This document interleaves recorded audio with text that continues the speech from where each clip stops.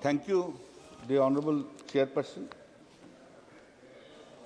Just it has been sung, a song for today and tomorrow. As we celebrate 150 years of this timeless masterpiece, let us remember great nations are not built by monuments or markets alone.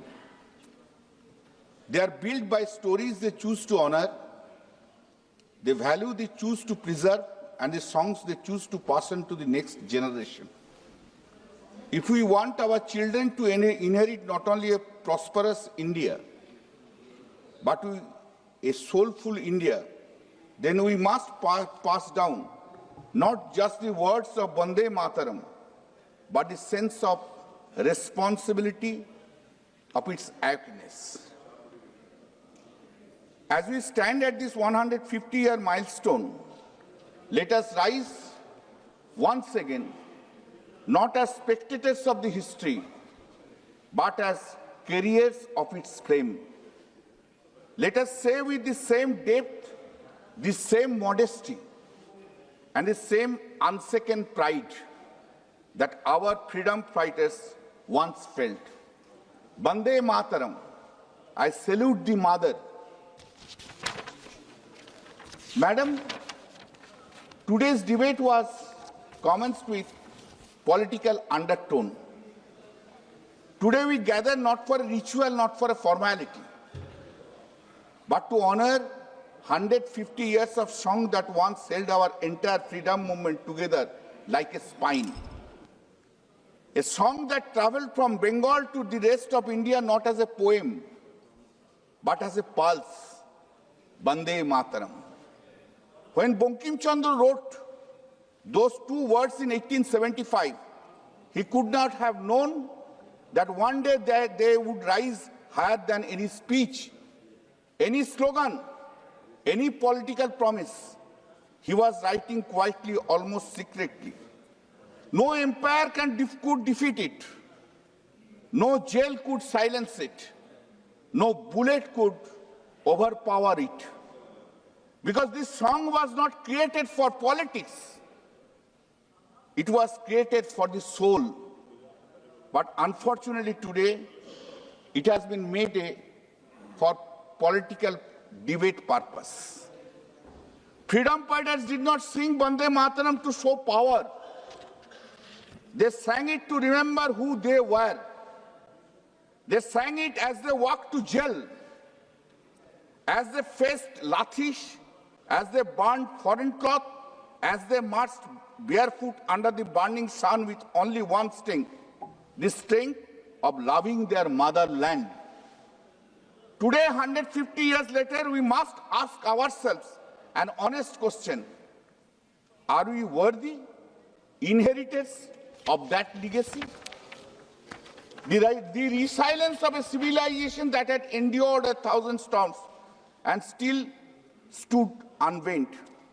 When the British banned its public recital, the song became even more dangerous and even more beloved. It was whispered in the prison cells by young revolutionaries who did not fear death. It was sung on streets during the Swadeshi movement. When common people found uncommon courage, it was carried on the lips of the protesters who had nothing in their hands except the trembling but invincible power of hope. Subhash Chandra Bose, Bhagat Singh, Rasbihari Bose, Chittaranjan Das, Aurobindo, leaders of different temperaments, but hearts tuned to the same rhythm, all found their fire stoked by these very words. This was not merely a song.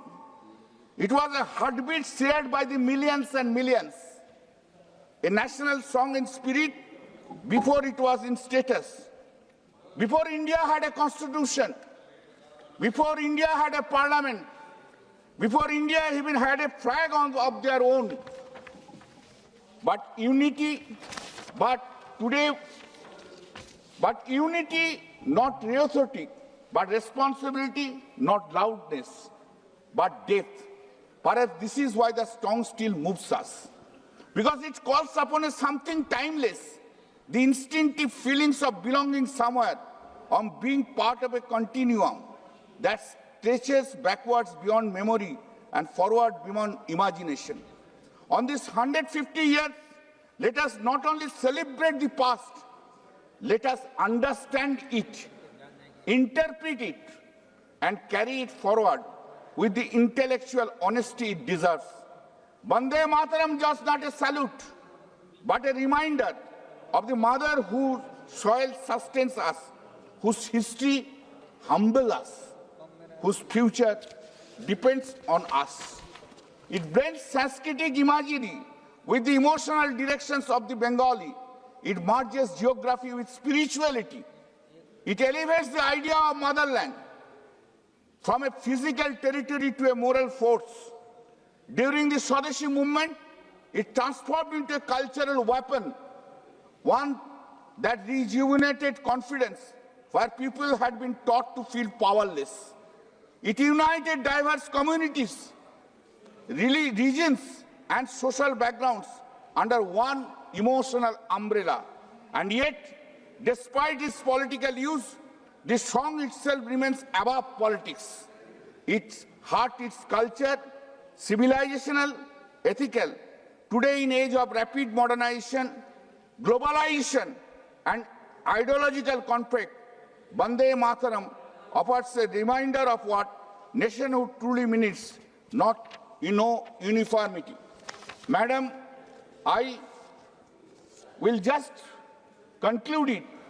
Yet Bankim Chandra did not write a nationalized anthem in the modern sense. He wrote a devotional hymn to the lands, to the rivers, to the abundance and the divinity that Indian civilization had always recognized as feminine, as nurturing, as sacred. In this sense, Vande Mataram is not merely a literary composition. If it is a civilization metaphor, the song is structurally remarkable. Vande Mataram, I salute the mother. Thank you, madam.